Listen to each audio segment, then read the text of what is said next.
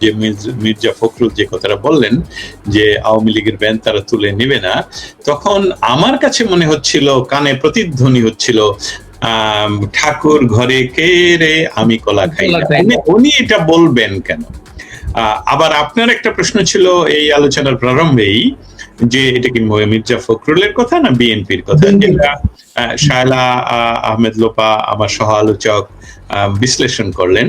সেখানে আমি সংযুক্ত করতে চাই যে এটা বিএনপির না, সেটা তো বিএনপি বলতে হবে, যেটা উনি বলেছেন শায়লা লোপা। আবার আমি যেটা সংযুক্ত করব, উনি ওনার নিজের ড্রয়িং রুম থেকে বলেননি, উনি বলেছেন ওনাদের দলের প্রধানের কার্যালয় থেকে। অতএব এটা অফিসিয়াল বক্তব্য, এটাতে আর ইফ বাট কিন্তু আমাদের ওয়াকারের মতন আমি বলে দিলাম যে আর নেই।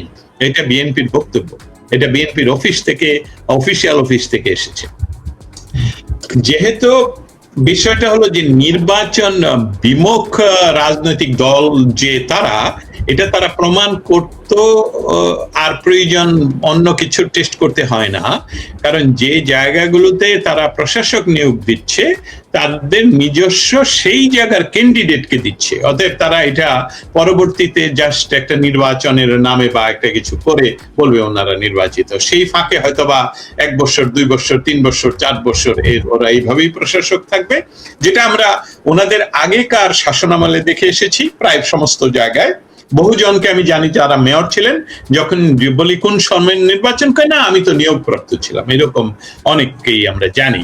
সেটাই ওনাদের দুর্ভাগ্যজনক ভাবে সত্য আওয়ামী লীগের জন্য, যে আওয়ামী লীগ বাংলাদেশকে জন্ম দিল, এইভাবে যদি বলি ডিপ্লোম্যাটিক ওয়ার্ড বিহীন, বাংলাদেশের জন্ম দিল আওয়ামী লীগ। সেই আওয়ামী লীগ এবং বাংলাদেশের সর্বকালের সর্বশ্রেষ্ঠ বাঙালি বঙ্গবন্ধুর নেতৃত্বে জয় বাংলা স্লোগানের মাধ্যমে এই দেশ স্বাধীন হলো, তাকে আমরা হত্যা করলাম ওই দিন 3.5 years।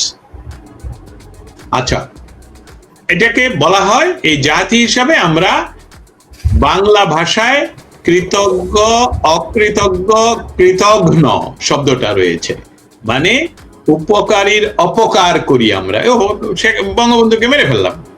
আচ্ছা, তারপরে আসলো শেখ হাসিনা। শেখ হাসিনা অনেক বদনাম, দেশের তো উন্নয়ন উনি করেছেন, কেউ অস্বীকার করে না।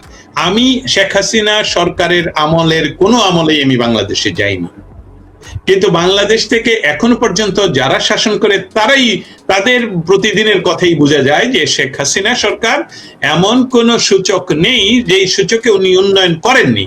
সেই আওয়ামী লীগকে ঠেলে ফেলে দিয়ে তাকে কি একটি ট্যাগ লাগিয়ে দিলেন, সে ফ্যাসিস্ট।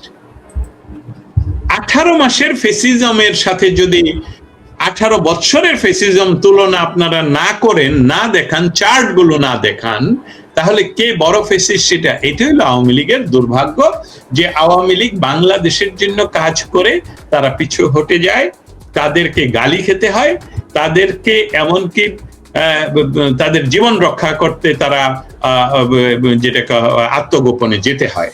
তার অর্থটা কি দাঁড়ালো? বাংলাদেশে যত বাংলাদেশ বিরোধী, আবার রিপিট করি, বাংলাদেশ বিরোধী ষড়যন্ত্র হয়, সেই ষড়যন্ত্রের সাথে 71-এর পরাজিত সমস্ত শক্তিগুলো একত্রিত হয়ে পড়ে। 71-এর পরাজিত শক্তিগুলো কারা? পাকিস্তান, মার্কিন, চীন, বাংলাদেশের জামায়াতে ইসলামী সহ আল-বদর, Al Shams, Razakar and all auxiliary force Pakistani, এই সব একত্রিত হয়ে কি করে, সেটার বেনিফিশিয়ারির যে একটা প্ল্যাটফর্ম বাংলাদেশ তৈরি করে রাখছে জিয়াউর রহমান, সেটার নাম হলো বাংলাদেশ ন্যাশনালিস্ট পার্টি। তাদের হাতে ক্ষমতাটা উঠিয়ে দেয়, তারা বাংলাদেশটা নির্বাচনবিহীন চালায়, তাদের ইচ্ছা মতো চালায়, সেখানে কোনো লজ্জার কারণ নেই। সেখানে আন্তর্জাতিক ভাবে দেখুন, আমি আপনার প্রশ্নের জন্য এটা আসছে, আমি লক্ষ্য করে দেখলাম যে গত 15 বছরে বাংলাদেশে যত আমেরিকান রাষ্ট্রদূত নিয়োগ প্রাপ্ত ছিলেন, তাদের একজন আওয়ামী লীগের বন্ধু নয়, কিন্তু একজন আওয়ামী লীগের বন্ধু নয়। এমনকি এখন যিনি ইয়াতে গেলেন, যেটা রাষ্ট্রদূত হয়ে গেলেন, তিনিও কিন্তু দেখেন বিএনপির প্রচন্ড সহযোগী, জামায়াত ইসলামের সহযোগী, এনসিপির সাথে পার্টি করে, কিন্তু উনি আওয়ামী লীগের বন্ধু নয়। এইটা কিন্তু আমি ওয়াশিংটন ডিসি থেকে এটা চিৎকার করছি 18 মাস ধরে, যে আওয়ামী লীগের এই রাজনীতিটা, যে ডিপ্লোমেসিতে তা আমরা এত দুর্বল যে এদের 15 বছরে একজন অ্যাম্বাসেডারকে আমি দেখলাম না যেটা তারা আওয়ামী লীগের প্রশংসামূলক কথা বলে। আমি এখান থেকে ভিডিও পাঠাতে পারবো আপনাকে, যারা তাদের অন্যান্য সেমিনারে যারা বাংলাদেশ বিরোধী, জামাতের কথা বলি, মুনার কথা বলি, এমনকি বিএনপির কথা বলি, তাদের সেমিনারে গিয়ে তারা বলে 15 বছরের গণতন্ত্র আপনারা ফিরিয়ে এনেছেন আমাদের সহযোগিতায়, আপনাদেরকে ধন্যবাদ। এর ভিডিও আমার কাছে আছে। অতএব আওয়ামী লীগ একটি দল যেটা গণমানুষের জন্য কাজ করে, এবং কাজ করে এমন বুলডোজার ভাবে যে সে ভুলে যায়, সে হয়তো বা ভুলে যায় যে এখানে অন্য একটা পলিসি আছে, যে পলিসিটা হলো যত বড় ভালো কাজই করি না কেন, এখানে যেমন উদাহরণটা হলো আপনি কিন্তু খাঁটি সোনায় কিন্তু অলংকার তৈরি করতে পারবেন না, আপনাকে খাদ মিশাতেই হবে, এবং খাদ না মিশালে সেটা টিকবে না। অতএব আওয়ামী লীগকে ডিপ্লোমেসিটা স্ট্রং হবে, তাদের আন্তর্জাতিক, যাতে তাদের প্রশংসা বাহির থেকে আসে, বিএনপি সেটাকে ব্যবহার করে। অতএব রাজনৈতিক ভাবে যে বিষয়টা তারা করবে, তারা কেন যাবে, আমি আপনাকেই জিজ্ঞেস করি, বা আপনার মাধ্যমে আমাদের বিজ্ঞজন যারা শুনছেন তাদেরকেই জিজ্ঞেস করি, কোনো কারণ আছে কি তাদের নির্বাচনে যাওয়ার? প্রশাসক নিয়োগ থাকবে, আওয়ামী লীগ নিষিদ্ধ থাকবে। একটি কথা আমি এখানে ইয়ার সাথে, সম্মানের সাথে আমার সহ আলোচকের সাথে আমি দ্বিমত পোষণ করি, যে আওয়ামী লীগকে নিষিদ্ধ ঘোষণা রেখেছে বিএনপি, এটা নয়। আওয়ামী লীগকে নিষিদ্ধ করেছে ডক্টর ইউনূস। তাদের একটি সুযোগ, বিএনপির একটি সুযোগ তৈরি হয়েছে প্রমাণ করার যে ডক্টর ইউনূসের সাথে আমাদের ডিস্টেন্স হলো, আমরা গণতান্ত্রিক দল, ডক্টর ইউনূস একটা অগণতান্ত্রিক ছিল, এবং আমরা এখানে গণতান্ত্রিক ভাবে সমস্ত সবার জন্য উন্মুক্ত করে দিচ্ছি, রাজনীতি করুন, আসুন আপনারা আমাদের রাজনৈতিক চ্যালেঞ্জ গ্রহণ করুন। সেটা তাদের সুযোগ। এখনো 30 দিন হয়ে গেল, হয়তোবা দ্রুততম সময়ে এটা তারা করবে, সেই আশা আওয়ামী লীগের বহু মানুষ করেছিলেন, তাদের স্বপ্ন ভঙ্গ হচ্ছে। আমি যেটা বলবো যে আওয়ামী লীগকে ঘুরে দাঁড়াতে হলে বিএনপি কি করবে সেটার উপর নয়, আপনি কি করছেন, আপনি আপনার কাজটুকু আপনি করুন এবং আপনার ঘর আপনি সাজান। তা না হলে বিএনপি যে অবস্থাটা তারা করে রেখে গেছে ডক্টর ইউনূস, সেটা থেকে তারা নিষ্কৃতি আপনাদেরকে দিবে না, যেটা বারবার প্রমাণিত হচ্ছে।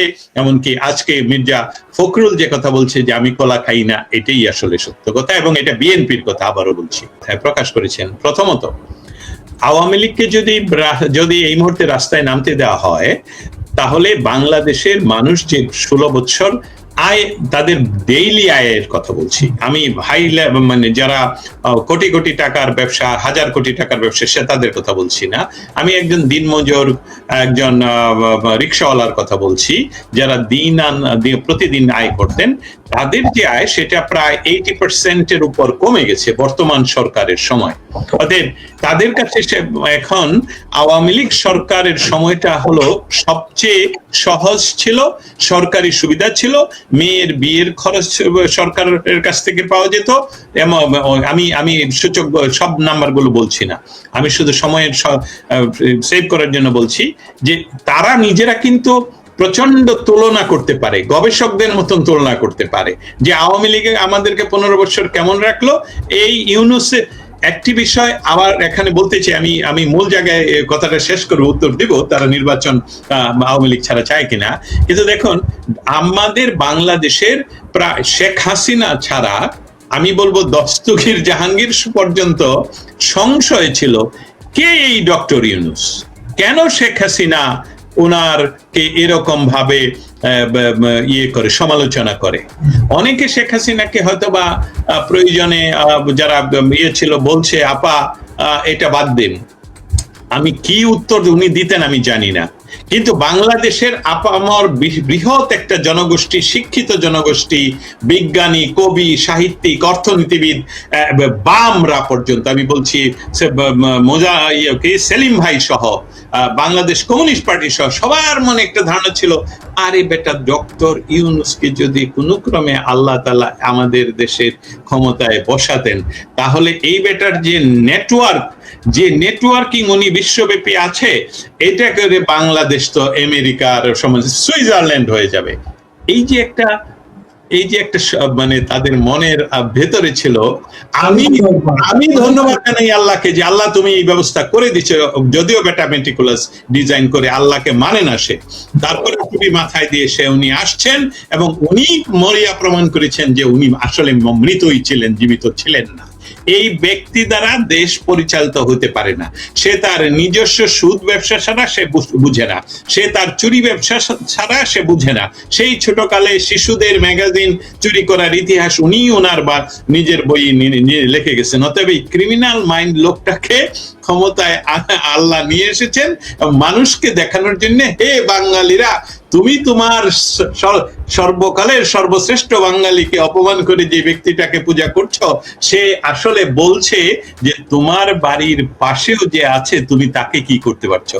এটা হলো গৃহযুদ্ধের উস্কানি। এটা রাষ্ট্রীয় আন্তর্জাতিক আমরা যারা টার্মিনোলজি ব্যবহার করি তারা জানি যে এটা সরাসরি একটা গৃহযুদ্ধের উস্কানি, এবং শুধু এই উস্কানির জন্য অ্যাটেম্পট টু মার্ডার হতে পারে, উস্কানি হতে পারে, হোয়াটএভার, অ্যাটেম্পট টু জন্য ওনাকে দায়ী করা যায়। রুয়ান্ডাতে একজন শাসক এইভাবে এই শব্দ ব্যবহার করে ইয়েগুলো করেন, সেখানে রুয়ান্ডাতে যে গণহত্যা হয়। আর উনি এই শব্দগুলো কিভাবে ব্যবহার করলেন ডক্টর ইউনূস? কারণ ওনার ব্যবসা কিন্তু আমেরিকায় নয়, ওনার ব্যবসা কিন্তু ইউরোপে নয়, ওনার ব্যবসা হলো রুয়ান্ডাতে, বাংলাদেশে, এরকম জায়গায়।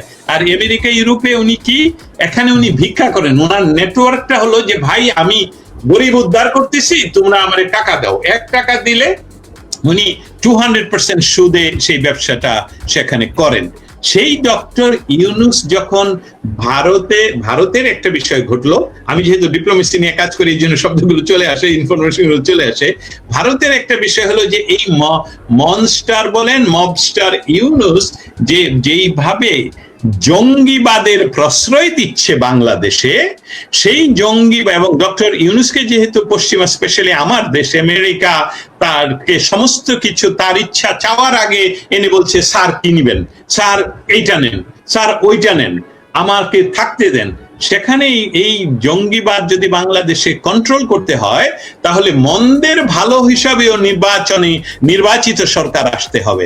এই জন্য ডক্টর ইউনূস আর শেষে পারলেন না ওনার 5-10 বছরের পরিকল্পনা রাখতে, এবং নিউ ইয়র্ক বলছি, লন্ডনে গিয়ে উনি ওনার সেফ এক্সিট নির্ধারণ করে ক্ষমতা তুলে দিলেন আবার কার কাছে? সেই বিএনপির কাছে। এখন আপনি বলুন, বিএনপির তো প্রচন্ড একটা আনন্দের সময় যে 40% বলেন, 45% বলেন, আমি বলবো 50%, বাংলাদেশ বিভাগে বিভাজিত 50% ভোটারকে বাইরে রেখে তারা একটা ভাগাভাগি নির্বাচনে নির্বাচিত হয়ে ওনারা প্রধানমন্ত্রী হয়েছেন, ওনারা বিরোধী দল হয়েছেন, ওনারা নিজেরা কথা বলে দেশ চালাচ্ছেন। এবং আমি সেদিন আপনার সত্যিই বোধহয় ব্যাখ্যা করেছিলাম যে একজন সাজাপ্রাপ্ত আসামি আইনের দ্বারা তার জন্য শোক প্রস্তাব এনে যে সংসদ শোক প্রস্তাব আনে, যেই সংসদের আইনকে ওনারাই ভঙ্গ করছেন, ওনাদের শপথিত ভঙ্গ হয়েছে। আমার আনসার হলো, আমি এখন এত কথা বলে সরাসরি উত্তরটা দিচ্ছি, সেটা হলো আওয়ামী লীগকে বাইরে রেখে নির্বাচন করলেই তারা তাদের নির্বাচিত মানুষগুলোকে সব জায়গায় বসাতে পারবে। তবে সুখের আরেকটা সুখের নয়, আমি বলছি বাংলাদেশের মানুষ এই সুযোগটা গ্রহণ করা উচিত। যেহেতু এই সরকার বা গত সরকার বলেছে, বা আমরা এখনো শুনছি যে স্থানীয় সরকার নির্বাচন কোনো দলীয় প্রতীকে হবে না, সেখানে যারা আওয়ামী লীগের আপনাদের যাদেরকে পরিচিত, যারা আপনারা পরিচিত আওয়ামী লীগের, আপনাদেরকে যদি নির্বাচন করতে দেয়া না হয়, আপনারা আপনাদের পরীক্ষিত এমন কর্মীকে সেখানে নির্বাচনে পাঠানো উচিত। আমি এটা মনে করি পাঠানো উচিত, যাতে করে আপনারা সেখানে প্রতিদ্বন্দ্বিতা করতে পারেন। কারণ জনগণ আওয়ামী লীগের পক্ষে রয়েছে, এটা যেরকম গণমাধ্যমগুলো বলছে, আমাদের সমস্ত পরিসংখ্যান এটা বলছে। অতএব বিএনপি চেষ্টা করবে আওয়ামী লীগকে বাইরে রেখে 5 বছর কাটিয়ে দিতে, আওয়ামী লীগকে টেকনিক করে সেখানে ফিরে আসতে হবে। ধন্যবাদ। একেবারে তাইলে একটা খুব পরিষ্কার একটা বক্তব্য হচ্ছে যে বিএনপি এবং ফখরুলের বক্তব্যের মধ্যে দুটো ভাবনাই এক, তাই তো জাহাঙ্গীর ভাই? স্থানীয় সরকার নিয়ে নাকি? একদম একদম, না হলে উনি প্রশাসক নিয়োগ দিতেন না, নারায়ণগঞ্জে ওনারে ক্যান্ডিডেট দিতেন না, অমুক জায়গায় ওনার যারা ক্যান্ডিডেট তাদেরকে কেন বসাবেন নারায়ণগঞ্জে। উনি, আমার ধারণা ছিল যে ওনারা হয়তো এসে বলবেন যে গত যে সরকার সেটা শপথ আমাদের সংবিধানের কোনো অনুচ্ছেদ না, সংবিধানকে মেনে তারা যেহেতু শপথ গ্রহণ করেছিলেন, আমরা যেহেতু তথাকথিত নির্বাচিত, তারা যে বাতিল করেছেন যে নির্বাচিত প্রশাসক, নির্বাচিত মেয়র এবং চেয়ারম্যান গুলোকে, তাদেরকে আমরা নিয়োগ দিচ্ছি না, কিন্তু আমরা সরাসরি আরেকটা নির্বাচন ডিক্লেয়ার করছি অরাজনৈতিক, আপনারা যারা নির্বাচন করবেন চলুন আমরা নির্বাচন করি। এটাতে সিগন্যালটা কি হতো, আমাদের মতন লোকেরা যারা কিডনি হিসাবে কাজ করি প্রত্যেকটি সরকারের